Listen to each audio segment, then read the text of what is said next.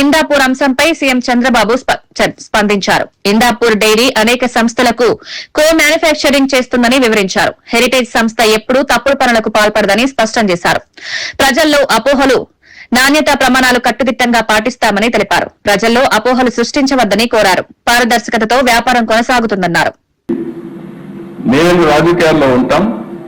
ప్రభుత్వంలో ఎక్కడ కూడా మీరు హెరిటేజ్ ముడిపెట్టొచ్చని ఆలోచించుకొని బరుజల్లే కార్యక్రమాన్ని శ్రీకారం చుట్టారు.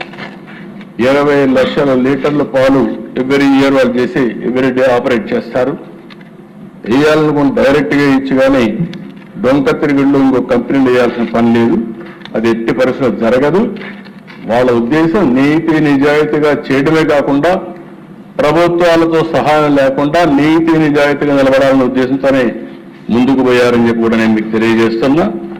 ఇక్కడ నిన్నే హెరిటేజ్ని తీసుకొచ్చి ఒక పక్కన ఇందాపూర్ డైరీలో హెరిటేజ్ గీని ఇండైరెక్ట్ గా వాళ్ళు ఇక్కడ ఇస్తున్నారు. ఇందాపూర్ డైరీకి హెరిటేజ్ కి గీలో సంబంధం లేదు. ఈ కంపెనీ అధ్యక్ష పూణే దగ్గర ఉంటారు. వాళ్ళు అవుట్ సోర్స్ కో ప్యాకింగ్, కో మ్యానుఫ్యాక్చరింగ్ చేస్తారు.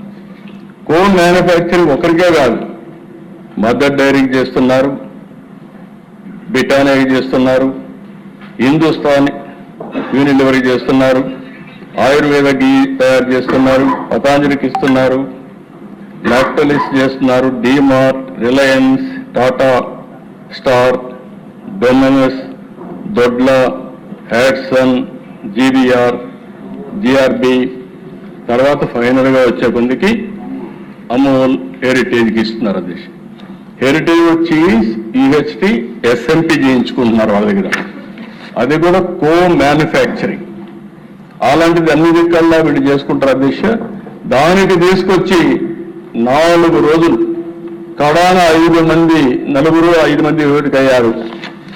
రాజమండ్రిలో కల్తీ పాలు దాగా 5 మంది చనిపోతే అది కూడా చర్చించకుండా హౌస్ ను స్టాల్ చేస్తే బాధ్యత కలిగిన ప్రభుత్వంగా ఈ హౌస్ లో కౌన్సిల్ లో ఆ స్టేట్మెంట్ ఇచ్చింది.